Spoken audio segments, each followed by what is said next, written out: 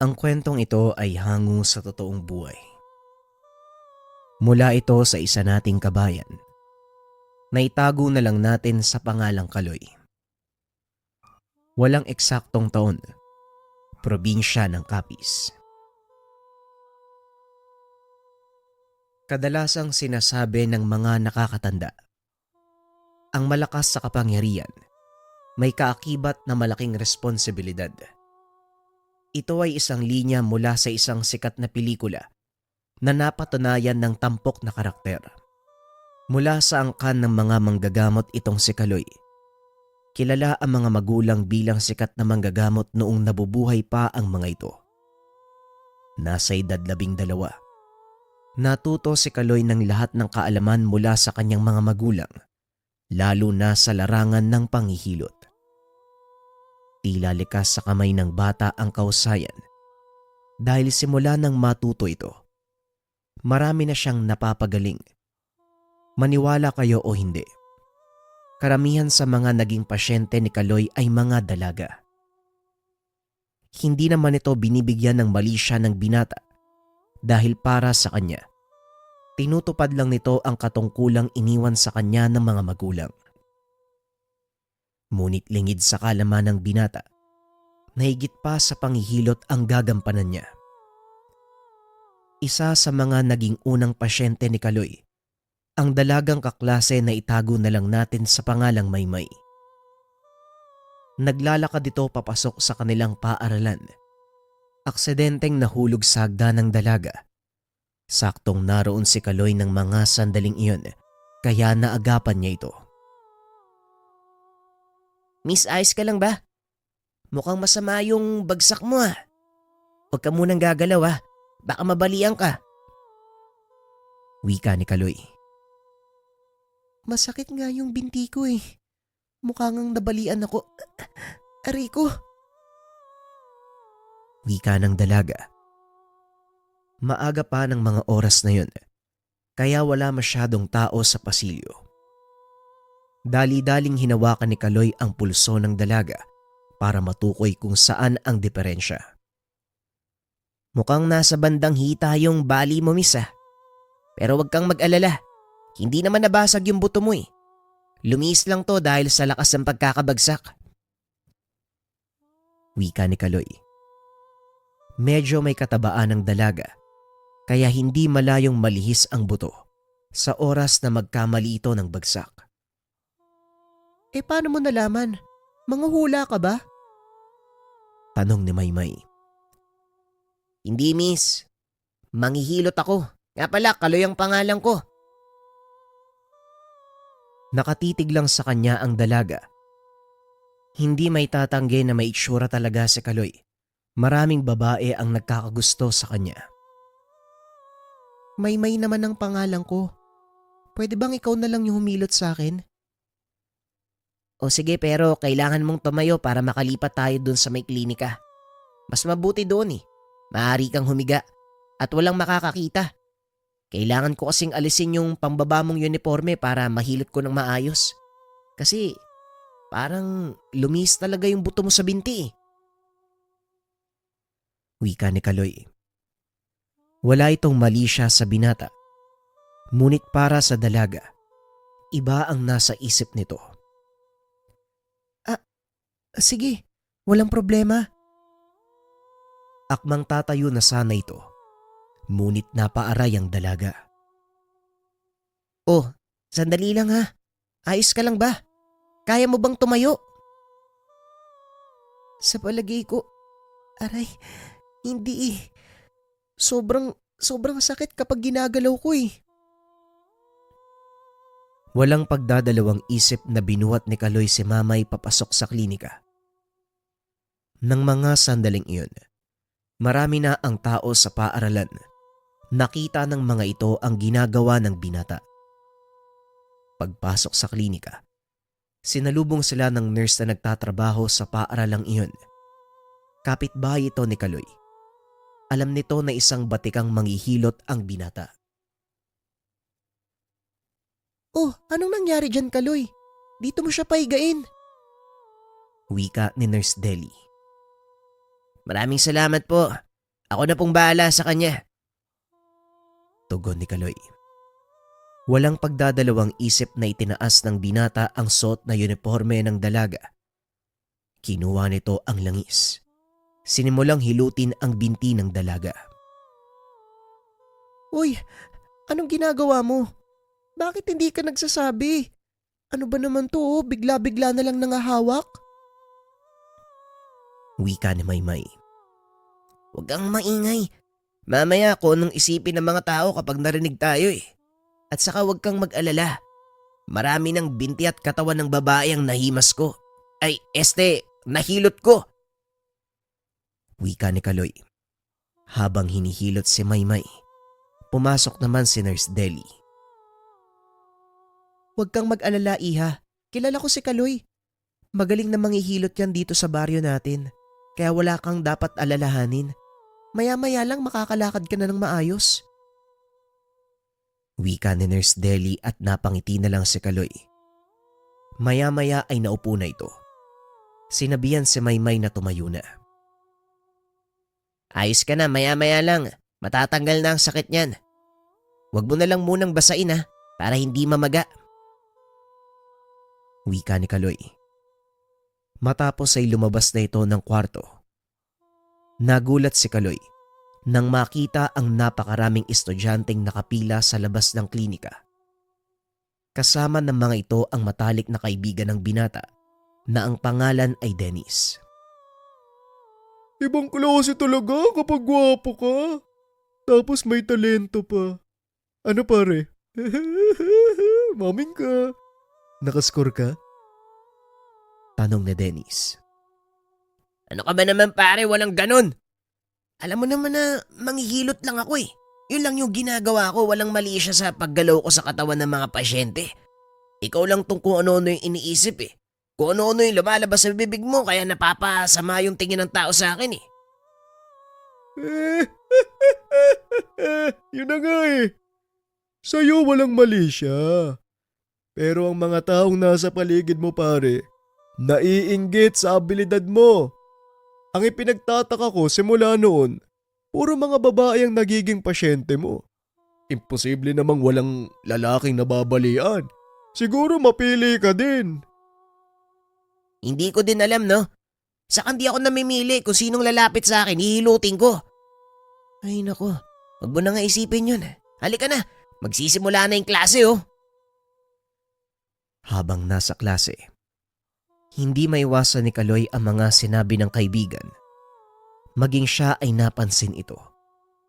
Karamihan sa mga pasyente niya ay mga kababaiyang nasa edad 18 hanggang sa 25. At ang nakakapagtaka, hindi taga doon sa kanilang bayan ang mga ito. Hindi naman nagtatanong ang binata sa mga pasyente tungkol sa kanilang personal na buhay. Pagsapit ng hapon, habang naglalakad pa uwi ay tinawag siya ni Maymay.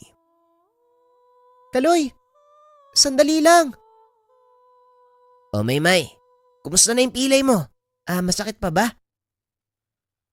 Hindi na masyado, maraming salamat sa iyo ha. Gusto ko lang malaman kung paano mong napagaling yung pilay ko. Simple lang naman ang ganong kaso eh. Hindi naman yun ganong kalala kaya siguro madali lang gumaling. Hindi rin Kaloy. Ilang beses na kaya ako nabalian. Nadala din ako sa ibang manghihilot eh. Minsan umaabot ng 1 linggo bago tuluyang gumaling yung pilay ko. O hindi kaya naman buwan.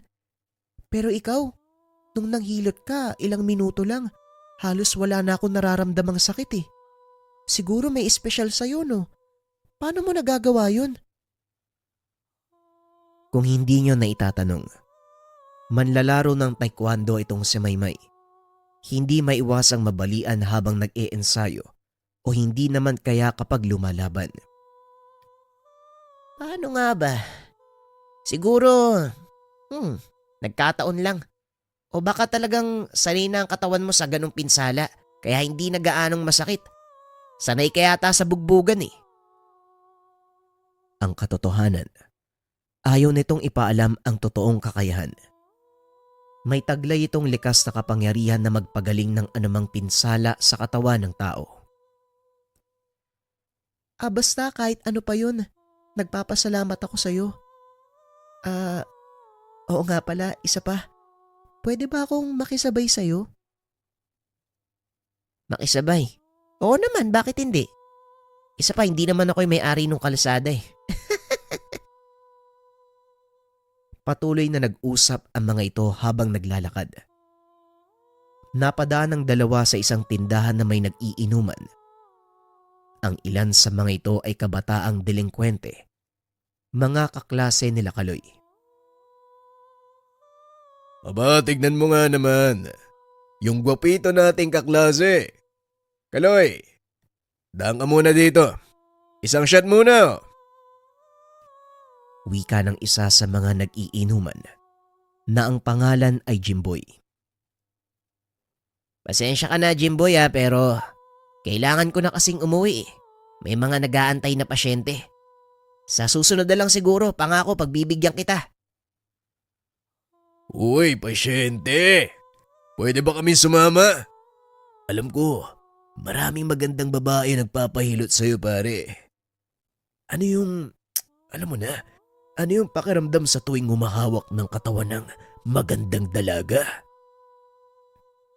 Wika ni Jimboy sabay akbay sa binata. Pasensya na Jimboy Sa susunod na lang ako sasabay sa inyo. Kailangan ko na talagang umuwi eh. Sa halip na hayaan siyang umalis ni Jimboy, hinawakan siya ng maigpit sa balikat. Alam mo ba, suyang-suya na ako sa ugali mo. Napakayabang boy. Bakit? Sino ka ba sa tingin mo? Pareho lang tayong anak ng manggagamot Kung gugustuhin ko, kayang-kaya ko din yung ginagawa mo. Pinagbibigyan lang kita Hinahayaan kitang sumikat. Kung ganun, Jimboy, wala ka namang dapat kainggitan sa akin eh. Kung ako sa'yo, ititigil ko na yung ginagawa mo. Paano kung ayaw ko? May magagawa ka ba? Sa kasatono ng pananalita mo parang nagbabanta ka. Wika ni Jimboy. Sa pagkakataong iyon si Maymay ang sumagot. Jimboy, wala namang ginagawa sa'yo si Kaloy Ano pang problema mo? Tanong ng dalaga. Napangiti naman si Jimboy. Ibinaling ang atensyon kay Maymay. Bakit Maymay? Masarap bang humilot si Kaloy? Nagustuhan mo ba? Kaya naman pala magkasabay na kayong umuuwi. Ayos ka rin Nahawakan ka lang ng isang beses, ay dikit ka na ng dikit. Wika ni Jimboy. Bahagyang umatras si Maymay. Walang pagdadalawang isip na sinipa ang binata sa tiyan. Tumalsik ito at namilipit. Nagsipagtayuan naman ang mga kasama nito. O sinong gustong sumunod sa inyo? Sige, lumapit kayo. Makikita niyo yung hinahanap niyo. Nung una ay natakot pang sumugod ang mga kalalakian. Ngunit nang sumigaw si Jimboy, isa-isang nagdamputan ng bote ang mga ito. Sinugod si Kaloy. Hinawakan ni Kaloy ang isa sa kanila sa braso. Laking gulat ng lalaking iyon dahil biglang nanakit ang kanyang kamay na hinawakan ni Kaloy. Kung kaya ko magpagaling, kayang-kaya ko rin magbigay ng sakit. Kaya pag-isipan niyong mabuti ang susunod yung gagawin. Wika ng binata. Wala ni isa sa mga ito ang nakinig. Sunod-sunod na sumugod ang mga kalalakian. Pinagtulungan ng binata. Gaya ng naunang sumugod kay Kaloy, namilipit din sa sakit ang mga kasama nito. Anong ginawa mo sa kanila? Walang yato. May sa demonyo kaya Alam mo Jimboy, binalaan ko na kayo pero hindi kayo nakinig. Ngayon, kung gusto nyong gumaling yung mga pinsala nyo, pumunta kayo sa bahay. Gagamutin ko kayo. Tugon ni Kaloy. Inaya niya si Maymay na umalis na. Hindi naman maiwasang magtanong ng dalaga kung ano ang ginawa nito sa mga kalaban. Ibang klase yung ginawa mo kanina. Walang kahirap-hirap mo silang pinatumba. Sabihin mo nga sa akin, Ano bang meron dyan sa kamay mo? Ako matagal na ako nag-iensayo pero hindi naman ako ganyang kalakas. Alam mo kasi, Maymay, namana ko to sa tatay ko eh. Ang sabi niya noon, kamay daw ng bathala ang tawag sa kakayan ko. Nagagawa ko daw manakit at magpagaling ng kahit anong pinsala sa katawan pero hilot pa lang ang natututunan ko eh. Hindi pa naituro sa akin ni tatay ang iba. Bata pa kasi ako nung mamatay sila ni nanay. Kamay ng bathala? Parang ngayon ko lang narinig yan Pero ano bang alam ko sa ganyan? Hindi naman ako naniniwala sa mga agi-agimat na yan Hindi naman agimat yung kamay ng bathala, Maymay. Likas yun na kakayahan ng isang tao na pwedeng ipasa sa kapanganakan. Kailangan nga lang ng pagsasanay para mapalabas ito at magamit ng maayos. Sayang nga lang, hindi ko natutunan yung lahat. Hindi kasi ako nagkaroon ng pagkakataon. Wika ni Kaloy. Hindi na malaya ng dalawa. Nakarating na sila sa tahanan ng binata. Nagulat na lang si Maymay dahil napakaraming tao ang nakapila sa labas. Karamihan sa mga ito ay kababaihan. Ang ilan ay nakasakay pa sa magarang sasakyan at ang ilan naman pawang pangkaraniwan lang. Tinignang mabuti ng dalaga ang mga panauhin ni Kaloy. Napagtanto, wala ni isa sa kanila ang taga doon sa baryo. Totoo pala yung sinasabi nila, Jimboy. Halos lahat ng pasyente mo babae. Wika ng dalaga. Nagulat naman si Kaloy dahil nakasunod pa rin ito sa kanya. Oh, lumampas ka na sa bahay mo. Anong ginagawa mo dito? Tanong ni Kaloy. Oo nga masyado kong nalibang sa pakikipag-usap. Pero nandito naman ako Bakit hindi na lang kita panoorin? Pwede ba ako manood sa'yo? Ikaw ang bahala Kaso hindi kita maasikaso. Kaya diyan ka na muna. Wala namang problema Gawin mo lang yung gagawin mo. Manonood lang ako. Tugon ng dalaga. Sinimulan na ni Kaloy ang panghihilot. Ilang sandali pa ang nakalipas. Napansin nitong nakatulog na si Maymay. Napangiti na lang ang binata dahil alam niyang pagod din ito sa buong araw nilang gawain sa paaralan. Halos nangangalahati pa lang ang binata sa kanyang mga pasyente nang dumating ang grupo ni Jimboy. Tanaw ng binata ang mga ito mula sa bintana kaya dali-daling lumabas si Kaloy upang pigilan ang grupo sa panggugulo. Jimboy, kung manggugulo lang kayo, mas makakabuti pang wag nyo nang ituloy. Ano mang gugulo? Ikaw yung nagsabing pumunta kami dito para magpagamot sa pinsala namin Kang mag-alala. Hindi ako manggugulo, pasensya ka na Tama ka, lasing lang kami. Papagamot sana kami Sige na, masakit yung ginawa mo Pinapasok ito ni Kaloy sa tahanan at pinaupo sa sulok. Nakita nito si Maymay, natutulog sa mahabang upuan. Nakatulog na sa sobrang pagod. Hayaan mo, gigisingin ko na lang mamaya para umuwi. Wala kang dapat alalahanin. Ako nang bahalang magpaliwanag sa tatay niya. Nagpatuloy na sa panghihilot ang binata. Nanonood si na Jimboy sa ginagawa nito. Hanggang sa mapansin ng binata ang isa sa mga pasyente ni Kaloy. Isang babaeng nakasuot ng magarang damit. Tinatayang nasa edad 20. Nakaupo lang ito sa gilid. Ngunit kapansin-pansin ang taglay nitong kagandahan. Asul ang mga mata. Malaginto ang mahaba nitong buhok. Inakala ni Jimboy na dayuhan ito.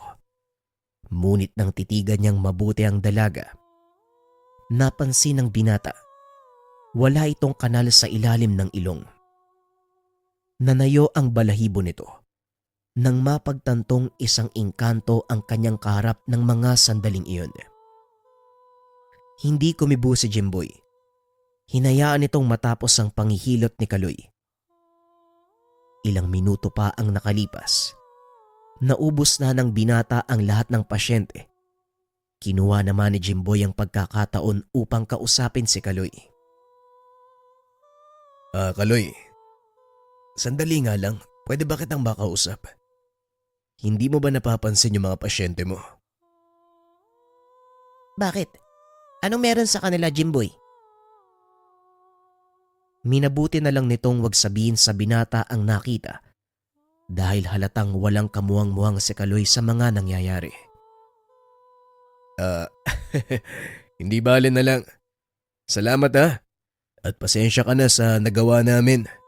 Nga pala, mag-iingat ka sa ibang manggagamot. Maraming naiinggit sa'yo pare.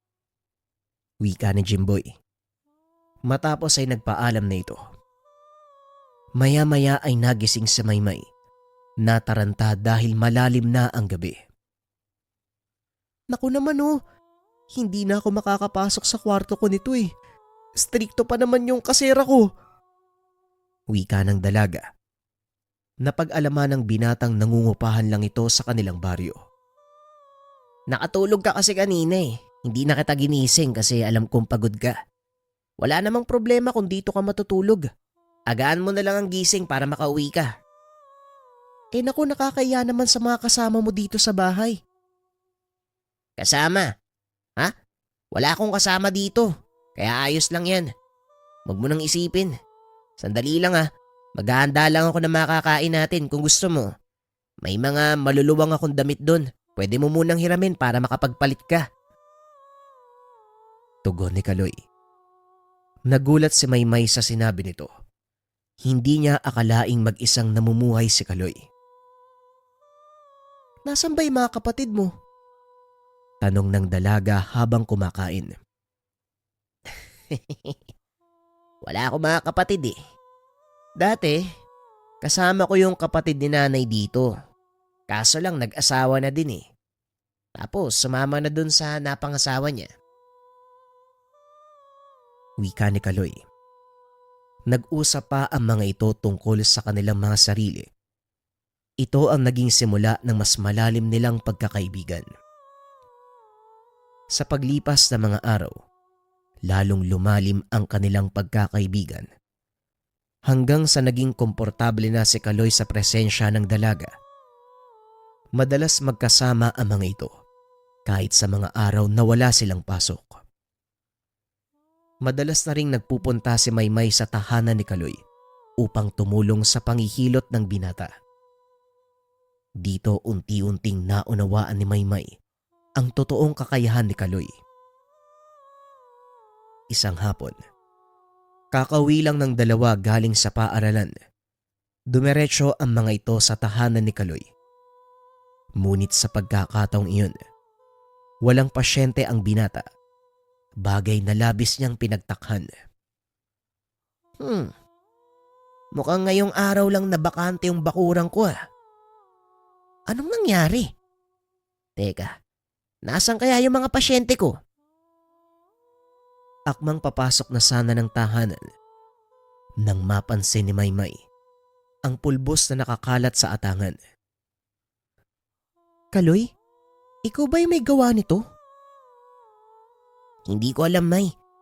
Ngayon ko lang din napansin yung pulbos na yan Wika ni Kaloy. Maya-maya ay dumating si Jimboy kasama ang isa pang lalaki. Malamang nagtataka ka kung ano ang pulbos na yan. May kung sinong naglagay ng pinaghalong abo at apog sa atangan ng bahay mo. Kaya hindi makapasok ang mga pasyente mo. Wika ni Jimboy. Ano? Anong ibig mong sabihin? Anong meron sa abo at apog? Tanong ng binata. Sumagot naman ang kasama nitong lalaki. May mga taong naiinggit sa'yo. Karamihan sa kanila ay gusto kang pabagsakin. Sinabi sa akin ng pamangkin ko ang tungkol sa nakita niya dito. Siya nga pala ang chewin ko, Kaloy. Ito yung sinasabi ko sa'yo nung nakaraang gabi. Hindi ko lang masabi ng lubusan dahil alam kong hindi ka maniniwala. Sandali lang Pwede niyo po bang sabihin sa akin kung ano talaga ang nangyayari? May dapat ba akong ikabahala? Hindi ko kasi naiintindihan eh. Sa ngayon, wala kang dapat ikabahala. Walisin mo lang ang pulbos na ito at ayos na. Pero hindi natin alam kung ano ang susunod na gagawin ng mga kalaban. Naparito ako para tulungan ka. Kaso nga lang para magawa ko yon, gusto kong magtiwala ka sa akin. Wika ni Mang Henry. Hindi ko po alam kung anong sinasabi nyo eh. Pero kung magiging malaking problema ang nangyayari ngayon, gusto ko pong malaman ng lahat ng bagay. Ang mga pasyenteng pumupunta sa'yo, alam mo bang hindi tao ang ilan sa kanila? Hindi ko po alam ang sinasabi nyo eh. Hindi ko po kasi napapansin yung mga bagay na yun. Lalo pat abala ako sa paghimas. Paghilot ng mga pinsala nila sa katawan. Ay nako, sinasabi ko na nga ba, ang kakayahan mo ay isa sa pinakabihirang abilidad na maaaring taglayin ng isang tao. Dahil sa likas na kapangyarihan mong magpagaling ng anumang pinsala, maging ang mga engkanto, hinihila nito papalapit sa iyo. Kaloy, hindi lang simpleng bale ang kayang gamutin ng kamay ng isang bathala. Wika ni Mang Henry. Sa isip ni Kaloy, sa wakas nagkaroon na ng taong makakapagpalinaw ng kanyang isipan. Ito ang makakasagot ng mga katanungan na matagal nang hinahanapan ng tugon. Kung alam nyo po yung tungkol sa kakayahang ipinamana sa akin ni tatay, pakiusap paliwanag nyo po sa akin. Kasi gusto ko pong malinawan yung isipan ko sa lahat ng bagay eh. Kung ganon, makinig ka ng mabuti. Ang kakayahan mo ay hindi talaga nagmula sa iyong ama. Ito ay likas sa iyo simula ng kapanganakan. Bihira ang mga taong kagaya mo. Mataas na uri ang kakayahang taglay ng mga kamay mo. Hindi lang tao ang kaya mong pagalingin, kundi maging engkanto. Pagpapaliwanag ni Mang Henry. Dagdag pa nito, dahil sa kakayahang taglay ng binata, marami ang naghahangad na patayin siya. Pero wala naman po akong nakakaengkwentrong panganib eh. Paano nyo po nasabi na may mga taong gusto kong patayin? Sa ngayon wala pa. Dahil hindi pa lubos na lumalabas ang kakayahan mo. Ngunit sa oras na mangyari yon, kusang lalapit sa iyo ang mga sinasabi kong nilalang. Kaya hanggat maaga pa, kailangan mong maghanda. Mukhang nangyayari na nga yun ngayon eh. Yun ang gusto kong sabihin sa'yo nung pumunta kami ng mga kaibigan ko dito. Hindi ko lang masabi kaagad kasi kakatapos lang ng problema natin eh. Kung nangyayari na ito sa iyo ngayon, hindi na magtatagal. Nararamdaman na ng mga nilalang. Unti-unti nang lumalabas ang totoo mong kakayahan. Ang problema nga lang, hindi mo alam kung paano gamitin. Paano naman po mangyayari yung ganun? Wala naman akong formal na pagsasanay galing kay tatay eh. Lahat ng nalaman ko ay pawang natutunan ko lang sa sariling paraan. Hindi naman kailangan ng sapat na kasanayan para ilabas ang totoo mong kapangyarihan. Sa tuwing gagamitin mo ito, unti-unti kang lumalakas. Nagiging mas mabango ang kaluluwa mo sa mga engkanto.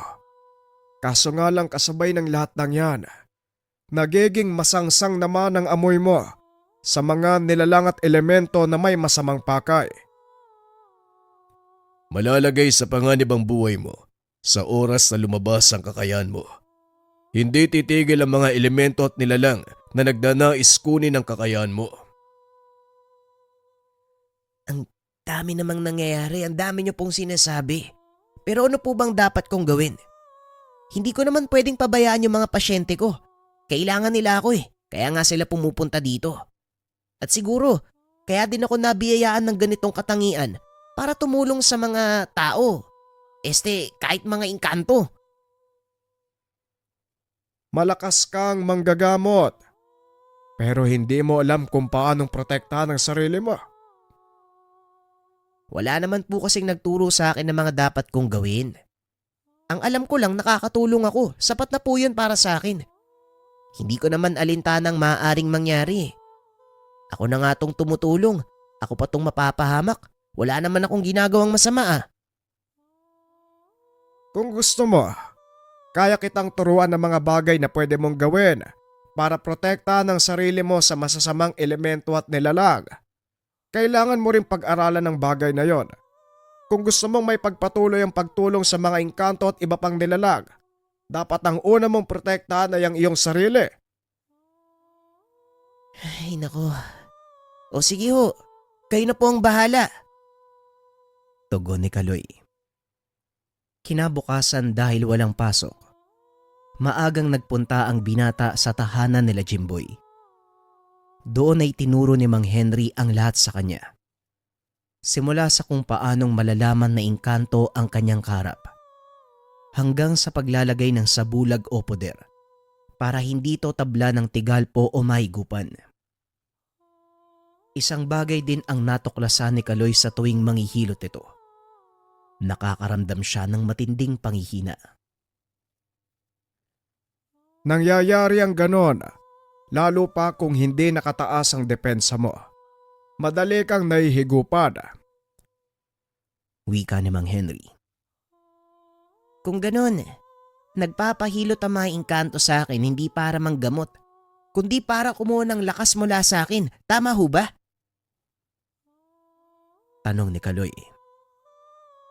Tamang sinabi mo, Kaloy. May halin tulad sa isang mutya ang kapangyarihan ng iyong mga kamay. Asahan mo, marami ang maghangad nito. Kung napapansin mo, marami ding naiinggit sa'yo, hindi ba? Aminin ko, isa na ako doon. Pero napag-isip-isip ko, lahat tayo ay may iba't ibang katangian. Kaya wala akong dapat kainggitan sa kung anong meron ka. Kung ganun, Manong Henry, turuan niyo po ako. Handa po ako matuto ng lahat ng bagay. Simple lang naman ang mga ituturo ko sa'yo. Wala namang komplikado sa mga yon.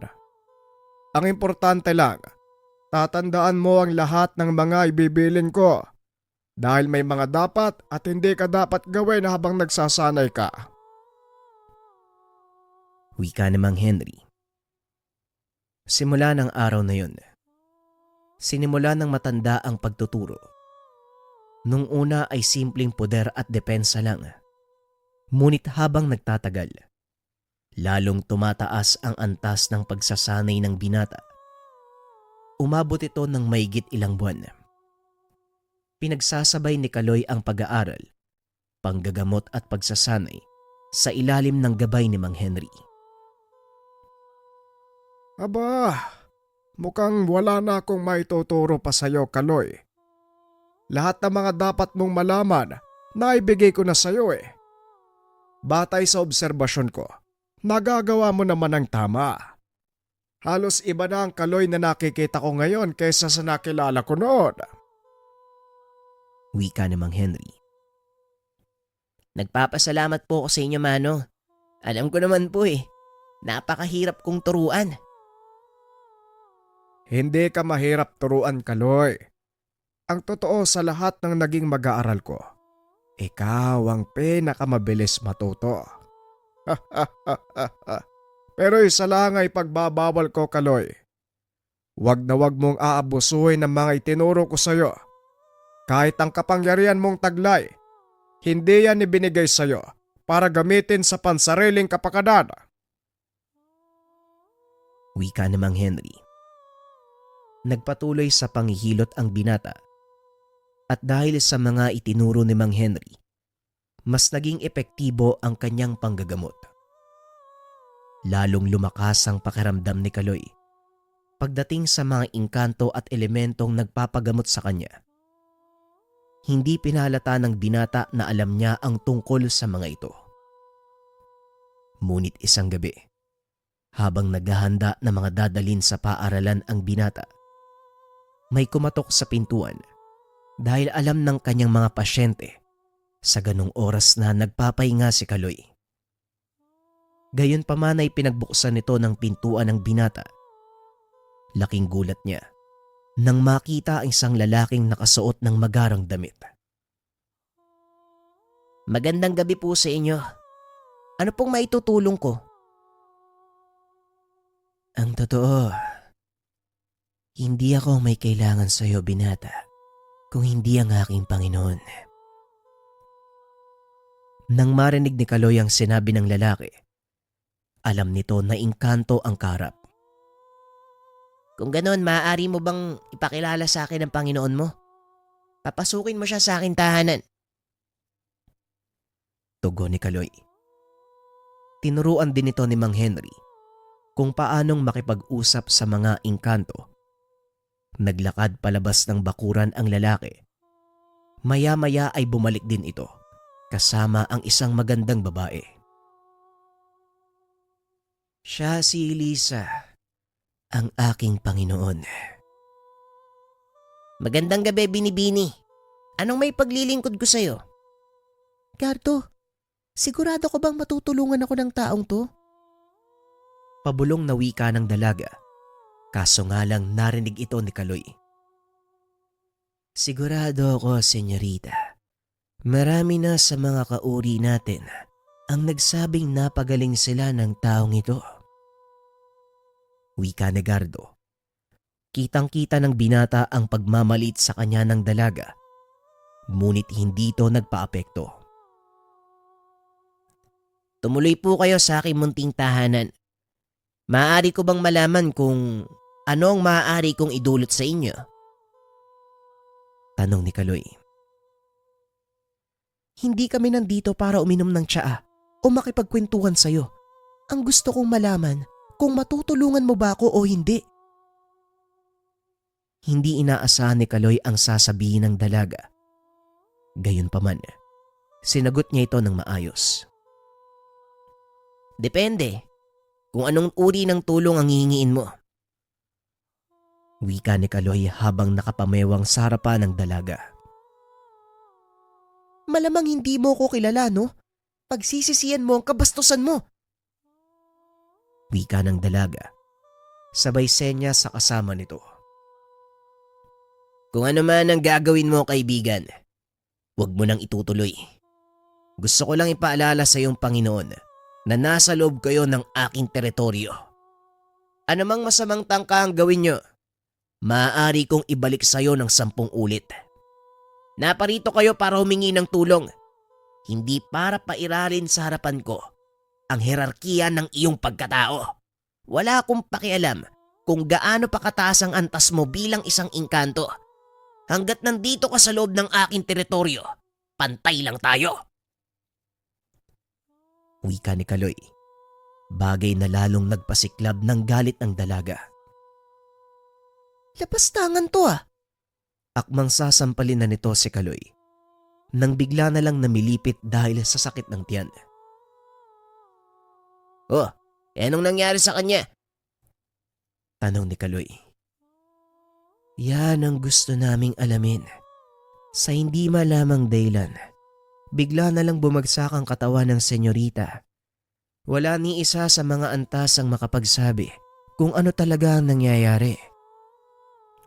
Tugon ni Gardo. Inihiga nito ang dalaga sa mahabang upuang nasa sala ng binata. Hinayaan itong magpahinga. Kailangan nating antayin siya magkamalay. Dahil hindi ako pwedeng gumamot ng pasyenteng natutulog. At habang walang malay ang amo mo, maaari bang ipaliwanag mo sa akin kung kailan at ano ang totoong pinagmulan nito? Hanggat maaari, yung buong katotohanan. Dahil wala akong magagawa kung hindi ko alam ang pinagmulan. Wika ni Kaloy. Nagpalinga-linga sa paligid si Gardo at nagtanong. Ligtas ba ang lugar na ito? Hindi ba tayo mapapasok ng ibang engkanto? Dito na nabuo ang hinala ni Kaloy. May kakaibang nangyayari sa dalawang panauhin. Walang makakakita o makakarinig o kahit makakapasok sa pamamahay ko nang walang pahintulot mula sa akin. Kaya wala kang dapat alalahanin. Protektado kayo sa loob ng bakurang ito. Malaya kang makipag-usap at sabihin sa akin ang totoong dahilan ng pagkakasakit ng dalagang to. Wika ni Kaloy. Nagsimula nang magkwento si Gardo. Napag-alaman ni Kaloy na mismong pantas ng kanilang lahi ang paunti-unting pumapatay sa dalaga. Mismong ang mga nilalang na pinagkukunan namin ng kaalaman ang naghahangad ng kamatayan ng aking amo. Unti-unting nilalason ng mga ito si senyorita, pero wala akong magawa. Wala akong sapat na kapangyarihan para harapin sila. Wika ni Gardo. Alam ni Kaloy na hindi siya maaaring manghimasok sa gulo ng mga engkanto dahil paglabag ito sa alituntunin ng mga manggagamot.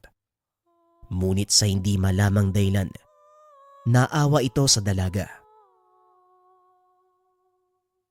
Gardo, may mga alituntunin akong dapat isaalang-alang, lalong-lalo na sa panggagamot. Kaya kong gamutin ang amo mo, pero hindi ako maaaring manghimasok sa problema ng lahi nyo. Nauunawaan ko. Ang tanging kahilingan ko lang, manumbalik sa dati ang lakas ng aking Panginoon. Nang sa ganon, siya mismo ang magpasya ng mga bagay na dapat gawin. Wika ni Gardo. O sige, malinaw sa ating parewang gagawin ko. Gagamutin ko lang ang amo mo, pero hindi ako manghihimasok sa anumang gusot na meron kayo. Wika ni Kaloy. Tumangulang si Gardo bilang tugon. Nang makuha ng binata ang pagpayag ng engkanto, sinimulan nito ang panggagamot sa dalaga. Inabot ng madaling araw ang gamutan. Halos maubos ang lakas ni Kaloy bago niya tuluyang maibalik sa dating kondisyon ng katawan ng pasyenteng engkanto. Nasa maayos na siyang kalagayan. Kailangan na lang natin siyang antayin magkamalay. Wika ni Kaloy. Maraming salamat kung ganon, kaibigan. Eto, tanggapin mo ang munting handog. Regalo mula sa aming mayamang syudad. Tugon ni Gardo habang inaabot ang isang maliit na supot. Binuksan ito ng binata. Nakita ang mga butil ng ginto. Kasing laki ng munggo ang laman ng sisidlan. Pasensya na ha, pero hindi ako tumatanggap ng bayad. Nanggagamot ako para makatulong. Sapat ng kabayaran para sa akin ang nakitang gumaling ang pasyente ko. Wika ni Kaloy. Pakiusap, tanggapin mo. Huwag isiping bayad ito sa ginawa mong tulong. Alam kong malinis ang hangarin mo bilang manggagamot. Ito ang gantimpala sa iyo ng aming lahi. Tugon ni Gardo. Hindi alam ni Kaloy ang gagawin ng mga sandaling iyon. Noon pa lang siya nakahawak ng isang supot na punong-puno ng mga butil ng ginto. Kung ganon, maraming salamat. Magpahinga na muna kayo hanggang sa sumapit ang umaga. Maaari mong gamitin ang aking silid para makapagpahinga ng maayos ang amo mo. Wika ni Kaloy. Inilipat ni Gardo ang dalaga sa silid ng binata. Siya ang natulog sa mahabang upuan. Sa sobrang pagod, hindi na namalayan ng binata ang takbo ng oras. Napaimbing ang tulog nito. Hanggang sa maramdaman na may kung sinong yumuyugyug sa kanya. Uy, Kaloy, gumising ka na nga, anong oras na oh? Ang lakas pa din ng hilik mo. May klase tayo ngayon. Huli ka na. Wika ni Maymay. Pupungas-pungas pang bumangon si Kaloy. Kaso nga lang, nakaramdam ito ng matinding panghihina. Teka, hindi na muna ako siguro papasok. Ang sama ng pakiramdam ko eh. Pakisabi na lang sa guro natin. Ano bang ginawa mo kagabi? Nung umuwi ako, wala ka namang pasyente ah. Hindi maaaring sabihin ni Kaloy ang nangyari. Nangako ito. Walang ibang makakaalam ng kanyang ginawang pagtulong sa mga engkanto. Oo nga eh. Siguro napagod lang ako sa buong maghapong panghihilot at hindi na naituloy ang sasabihin dahil biglang lumabas ng silid ng binata si Elisa. Magandang umaga. Gardo, anong nakahain para sa agahan? Nanlaki ang mga mata ni Kaloy. Tuluyan itong naalimpungatan nang makita ang dalagang engkantong lumabas ng kwarto. Gardo na pala yung pangalan mo ngayon? Sino naman yung babaeng to? Anong ginagawa niya sa kwarto mo? Tanong ni Maymay. Hindi nakapagsalita si Kaloy. Kitang-kita ang galit sa mukha ni Maymay. Ano kasi sandali lang, kumalma ka muna. Ipapaliwanag ko ang lahat. Maliwanag na sa akin ang lahat, Kaloy. Ano pa bang palusot yung gagawin mo? Elisa, ano ba naman? Akala ko umalis na kayo ni Gardo kagabi. Teka, nasa na nga pala yun? Tulungan niyo naman ako magpaliwanag oh. Pakiusap ng binata. Ngunit nakangiti lang si Elisa habang nakapamewang sa harapan ng dalawa. Aba, bakit naman kita tutulungan dyan? Problema mo yan eh. Hindi ka nagsasabi ng totoo sa kasintahan mo. Napasapo na lang ng noo si Kaloy. Samantalang si Maymay naman, lalong tumindi ang galit. Akmang sasampalin na nito ang binata. May kung sinong humawak sa kanyang kamay. Ipagpauman ninyo ang asal ng aking senyorita. Pakiusap dalaga. Pakinggan mo ang sasabihin ng iyong kasintahan dahil nagsasabi siya ng totoo. Kami ay mga pasyenteng humingi ng tulong sa kanya. At dahil malalim na ang gabi, inalok niya kami na dito na magpahinga. Wika ni Gardo. Unti-unting huminahon si Maymay. Tila napahiya sa inasal. Pasensya na, Kaloy. Akala ko kasi nang bababae ka eh. O siya, hindi na muna ako papasok. Aantayin ko na lang na dumaan si Jimboy para sabihin sa ating guro. Ilang sandali pa ay dumating na si Jimboy. Maging ito ay nagulat nang makita ang dalawang engkantong nakaupo sa sala. Anong ginagawa ng mga yan dito? Ang aga-aga naman ng mga bisita nyo. Wika ni Jimboy habang nakahawak sa suot na medalyon. Teka pare, kalma lang. Hindi sila kalaban, ang totoo. Kagabi pa sila nandito eh. Tugon ng binata. Ramdam nito ang biglaang pagtaas ng tensyon sa pagitan ni Gardo at ng kaibigan. Alam mo ba kung anong uri sila ng engkanto, Kaloy? Biglang napatingin si Kaloy kay Maymay. Nakalimutan ni Jimboy. Walang alamang dalaga sa mga nangyayari. Nakatitig lang ito kay Kaloy na tila nangingi ng paliwanag sa lahat ng mga naririnig. Hinila ni Kaloy si Jimboy palabas ng tahanan at doon ito kinausap. Ano ka ba naman? Nakalimutan mo ba? Hindi alam ni Maymay yung mga nangyayari. Ayun, tignan mo. Siguradong uulanin tayo ng tanong yan mamaya. Ay naku, oo nga pala. Pasensya na pare ha. Nakalimutan ko, hindi pala alam ni Maymay yung totoong nangyayari. Hayaan mo, babawiin ko na lang mamaya. Anong babawiin? Malabo nang mangyari yun. Ang mabuti pa, ipaliwanag na lang natin sa kanya ang lahat. At dahil kasalanan mo to, tulungan mo ko.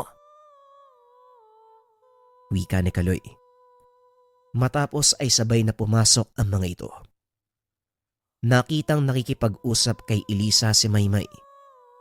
Mukhang wala namang problema dahil nagtatawanan ang mga ito. Sa palagay ko, mukhang wala namang nangyaring kakaiba pare. Siguro ayos lang din na huwag natin sabihin sa kanya yung totoo. Hindi pare, mas mabuti pa rin sa atin niya marinig yung lahat eh. Lalong-lalo na sa'yo, ikaw yung may kasalanan eh. Ikaw yung nagbukas ng usapin tungkol sa mga bisita ko eh. Napakamot na lang ng ulo ang binata. Matapos ay lumapit ang mga ito sa kinaroroonan ni Elisa at Maymay. O ano, tapos na kayong pag-usapan kung anong palusot ang gagawin nyo? Siguraduhin mo lang Kaloy ha. Kapani-paniwala yung rason mo. Kung hindi tatadyakan kita. Napalunok ng laway ang binata. Alam nitong hindi nagbibiro ang kasintahan. Masakit ang sipa ni Maymay. Ang totoo niyan Maymay. Mga engkanto talaga sila eh. Kagabi pa sila nandito para magpagamot. Siguro naman, nakilala mo kung sino si Gardo, hindi ba? Napakamot ng ulo si Maymay. Napaya ito nang akalaing binago ng nobyo ang pangalan. Oo, pasensya na din Kaloy. Bakit kasi hindi mo sinabi sa akin noon pa? May engkanto yung mga ginagamot mo. Mas makakabuti kasi kung itatago ko ang lahat ng tungkol sa kanila eh. Maaaring malagay sa kumpermiso ang kanilang pagkakakilanlan. Alam mo naman yung mga kababaryo natin, di ba? At saka para din yun sa kaligtasan mo. Kung sa bagay, tama ka nga naman. Nga pala, nagpakilala na din sa akin si Elisa at Gardo. Inaantay ka lang nila dahil magpapaalam sila para bumalik sa kanilang syudad. Tama ang sinabi ng iyong kasintahan. Kailangan na naming bumalik sa syudad. Bago pa maghinalang mga kalaban. Hindi nila kailangan malaman ng mga kilos namin dahil maaari kayong madamay. Maraming salamat sa tulong mo Kaloy. Tatanawin kong malaking utang na loob ang pagpapagaling mo sa akin. Wika ni Elisa. Walang problema Elisa. Masaya ako nakakatulong kaya wala kang dapat tanawin na utang na loob sa akin. Matapos ang pag-uusap, umalis na ang dalawang engkanto. Nakita ni Kaloy ang paglitaw ng isang magarang karwaheng hila-hila ng 2 puting kabayo. Mula ito sa malaking puno ng kainito. Mabuti na lang. Naging kaibigan mo mga yun ha. Kung hindi, malaking gulo ang mangyayari. Hindi mo alam ang kayang gawin ng mga dalakit nun. Alam ko kaibigan.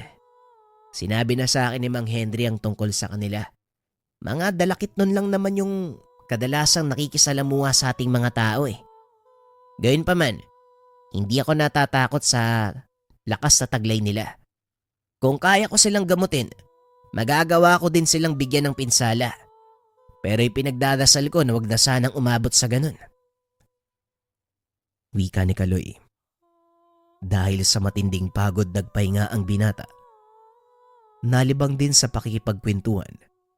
Hindi na nakapasok sa paaralan ng 3. Nung araw na yun, hindi akalain ni Kaloy na muli niyang makikita ang 2 nakilalang engkanto habang naghahanda ng hapunan sa kusina. Nakarinig ng malakas na kalabog sa labas ng tahanan ng binata. Saktong naroon si Jimboy at Maymay, kaya dali-daling lumabas sa mga ito. Kaloy, mukhang kailangan mong makita kung sinong nasa labas ng bahay. Wika ni Jimboy. Dali-dali namang lumabas ng bahay si Kaloy. Nagulat ito nang makita kung sino ang tinutukoy ng kaibigan. Gardo, anong nangyari? Bakit kasugatan? Nasaan si Elisa? Tanong ni Kaloy. Punong-puno ng sugat ang katawan ng engkanto na parang hinagupit. Huwag ako ang alalahanin mo, kaibigan. Kailangan ng tulong ni Senyorita Elisa. Nahuli kami ng isang manggagamot habang pabalik sa aming syudad. Sinubukan kong iligtas ang aking Panginoon pero wala akong nagawa. Masyadong malakas ang manggagamot na yon. Jimboy, pwede mo bang hingi ng tulong ni Mang Henry? Naku, sa kasamaang palad, nasa kabilang bayan yun ngayon eh. Wala tayong ibang aasahan kung hindi mga sarili natin. Magtiwala ka sa kakayahan mo, Kaloy. Gaya ng pagtitiwala sa'yo ng engkanto. Tugon ni Jimboy. Ito ang unang beses na sasagupa ng isang engkanto ang binata. Kaya matapos gamutin ang mga sugat ni Gardo, dali-dali nang lumakad ang mga ito. Kaya mo bang lumaban, Gardo? Kundi, pwede ka namang magpahinga dito sa bahay. Kaya ko, kaibigan. Salamat sa pag-aalala. Isa pa, kailangan ni senyorita ang tulong ko. Ikaw ang bahala.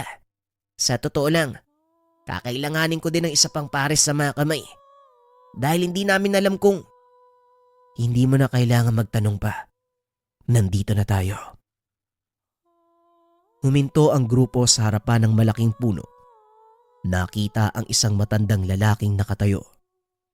Nasa tabi si Elisa. Nakatali at walang malay. Hindi ko alam.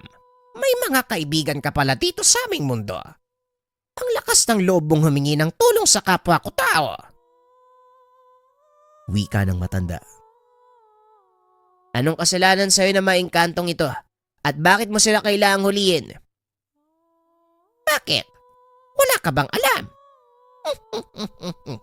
Kaming mga manggagamot, kumukuha ng lakas mula sa mga kagaya nilang engkanto. Kaya malaking kawalan para sa akin kung papalampasin ko ang pagkakataong ito. Isa din ako manggagamot pero hindi ako maasa sa mga engkanto. Hindi ko naiintindihan kung anong ginagawa mo sa kanila. Pero hindi ako makakapayag na saktan mo ang isang yan. Pag-uusap nila Kaloy. Inawat naman ni Jimboy ang kaibigan. Kaloy, maghulos dili ka. Hindi basta-basta manggagamot yan. Siya si Mangguryo. Kilalang gumagamit ng itim na salamangka ang taong yan. Alam ko pero wala akong paki. Kagaya ng sinabi ni Mang Henry, kung may kakayahan ako magpagaling, kaya ko ring maminsala. Tugon ng binata. Walang pagdadalawang isip na tumakbo papunta sa matanda. Hindi alintana ang maaaring mangyari sa kanya. Ang tanging nasa isip nito, mailigtas ang dalagang engkanto. Habang papasagod si Kaloy, si Jimboy naman ang nagbibigay ng depensa sa kanya. Walang alam ang matanda sa kakayahan ng binata, kaya kampante ito. Hinayaang makalapit si Kaloy. Hinawakan niya ang dibdib ng matanda. Natawa lang ito. Walang nangyari. Ngunit ilang sandali pa ay bigla siyang sumuka ng tugo. Anong ginawa mo sa akin? Walang iya ka! Patikim pa lang yan. Ngayon kung hindi ka makikinig sa sasabihin ko, matitikman mo ang buong puwersa ng aking kapangyarihan. Sisiguraduhin kong hindi mo magugustuhan yun. Patuloy sa pagsuka ng dugo ang matanda. Hanggang sa naisip nitong sumuko na lang. Hindi lubos akalain ng manggagamot na may ganong kalakas sa kapangyarihan ng kaibigan ng engkantong nahuli. Ngunit sa kabila ng ginawang pinsala, nagpa siya si Elisa na patawarin ito. Hinayaang makaalis ang manggagamot. Matapos ang kaganapang iyon, muling ginamot ng binata ang dalagang engkanto. Bumalik na ang mga ito sa kanilang syudad. Lumipas ang maraming araw. Naging maayos naman ang lahat. Walang nanggugulo. Nagpatuloy ang naging buhay ng binata. Iba't ibang uri ng mga engkanto ang lumalapit sa kanya sa paglipas ng panahon. Kasabay din ng lahat ng ito ay umusbong ang buhay ng binata. Mas lumawak ang lupain. Nagkaroon ng malawak na palayan. Kung titignan ng mga normal na tao, normal na palayan lang ang itsura. Ngunit kung may kaalaman sa lihim na karunungan ang magagawi doon sa lugar, palasyo ng mga engkanto ang makikita. Tila ba naging parte na ng buhay ng binata ang pagtulong sa mga engkanto? Kaya naman bilang kapalit, inalagaan at pinagyabong din nila ang buhay ng binatang manghihilot. Maraming salamat sa pakikinig ng ating kwento mga kabayan. Abangan ang mga susunod na kwento dito sa ating channel, Paalam. Hindi aayos yung buhay mo hanggat hindi mo nasusubukan to. Pero bago yun, ano ba yung mga bagay na gumagabay sa buhay ng isang tao? Pinakamalaga kalusugan, Kapag hindi maayos ang katawan, sira ang lahat ng aspeto ng buhay. Pangalawa, pag-ibig. Kapag hindi nagmamahal o lito sa konsepto ng pagmamahal, sira ang paggawa ng desisyon, madalas nauuto, naloloko. Pangatlo, pera. Hindi alam kung paano kikita o kung sakaling alam man, hindi alam kung paano magbabudget para sapat na makaipon o madoble ang pera at puna ng pangangailangan sa araw-araw. Huli, career. O ano bang gusto mong gawin sa buhay mo? Yung kikita sa trabaho at the same time, makakatulong ka sa ibang tao. Lahat ng ito ay mga energy o puwersa na tumutulak sa daloy ng buhay ng isang tao kung saan tayo mapupunta. Mabuti man o masama, isa o dalawa dyan ang masira, maapektuhan ng kabuang daloy ng enerhiya sa buhay ng isang tao. Minsan nagtataka kayo, may mga tao na alam kung ano yung gagawin sa buhay nila. Career, finance, love life, and health. Parang perpekto. Kagaya nga ng sinabi ko, enerhiya. Ang buhay ay binubuo ng energy, may mga bagay tayo na pwedeng gamitin. Pagkunan upang ma-attract ang mga positibong enerhiya na makakatulong sa atin araw-araw. Halimbawa, buhok ng nyog na may isang mata. Kilala ito noon bilang pampaswerte sa buhay. Pangalawa, leklay. Mula sa mga natural na bato sa kabundukan, inilalayo ka sa kapamakan at masamang enerhiya. Diamante negra, proteksyon sa masamang elemento at nilalang. Nag-a-attract ng katalinuhan sa taong nagdadala. Hindi lang yan, meron pang 2 sangkap na makakatulong sa lahat ng aspeto ng buhay at ang pinakasekreto may kasamang mutya sa loob. May kasamang orasyon, pati na rin guide kung paano gagamitin. Lahat ng yan ay nandito sa gabay medalyon. Idagdag mo pa ang pinakasimbolo ng gabay medalyon. Kilala at ginamit na ng ating mga ninuno nung unang panahon na gabay sa paglalakbay patungo sa pagtuklas ng buhay. Isang produkto, sasagot sa 4 na problema. Career, health, love, and finance. Kung interesado ka, subukan mo.